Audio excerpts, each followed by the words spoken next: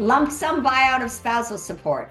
One spouse pays a single upfront amount instead of ongoing. So you could say, we got 4.5 years based on our 9-year marriage. I'm going to pay you $2,000 a month for 4.5 years. So how much is that? Well, that's $24,000 a year for 4 years. So it's about $100,000.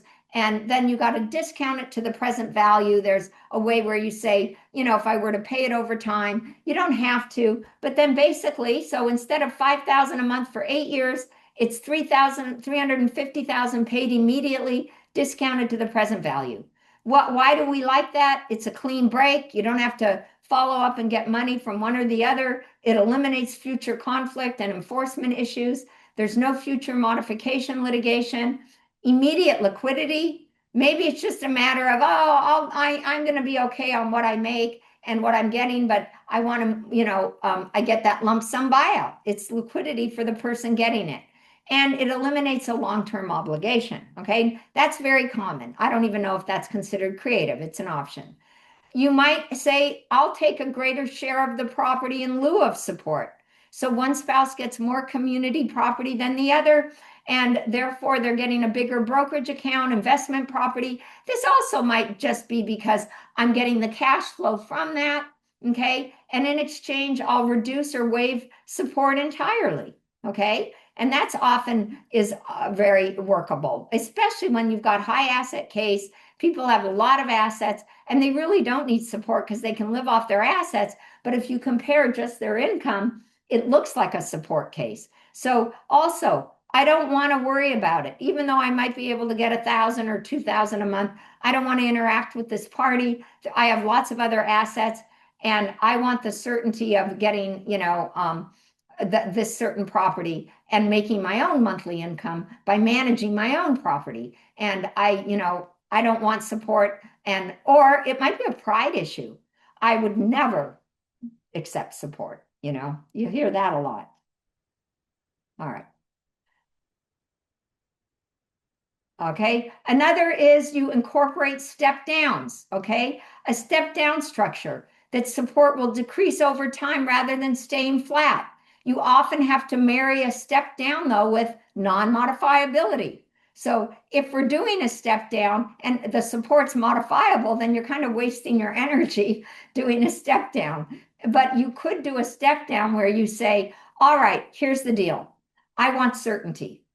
And I don't want to have to pay her the same amount because we all know that she's going to start earning more money, or he's going to be getting more raises, or he finally got reemployment and he's going to be getting caught up. Okay. So here's what I'm willing to do. I want $8,000 a month for the first 2 years. I then get my nurse's degree. I then want $5,000 a month because now I've got my nursing degree, and maybe the kids I'm still supporting the kids and I'm paying a lot of their expenses, and then it'll drop to this. So they could do a schedule where someone says, I'm not paying that the rest of my life. Oh, okay, I'm willing to do this. Is it modifiable or non-modifiable? You could do this and make it modifiable, but you see where you might waste energy, where someone says, well, I agreed to the step down, but things have changed, okay? So it acknowledges transition and expected self-sufficiency. It's helpful when someone's re-entering the workforce. It's helpful when children are aging out of their high care years, where now all of a sudden somebody is going to be able to work out of the home. The kids aren't 7 and 8 anymore. They're now like 10, 11, and 12, and I can actually go and get a job. And then maybe professional retraining is expected, which isn't quite as severe as re-entering the workforce entirely. Okay, you could do an income percentage formula where instead of a fixed payment, the entire support is tied to income. So the hybrid of this is we have our base support and then we have a Smith-Ostler. But this is saying, well, just the whole thing is in essence a Smith-Ostler, that there's no support unless there's a bonus. And you get 20% of my bonus or 15% of my business distributions. And then the issue would be, is it gross or is it net? You get a percentage of all my commissions and RSUs, or you could put a floor here. You get a percentage of anything that I earn over X. In other words, let's say they look at it and they go, we're both making about 8,000, but during the marriage, he's always had commissions and all of this. I'm going to continue. He's arguing he may not have those commissions. let's do this. No support. We're both making what we make, but I want some of this if he has a red banner year, if he's making a lot of money. This is great when you have sales professionals, when you have entrepreneurs and business owners that, have an average amount, but might have a really good year and you really help build that business.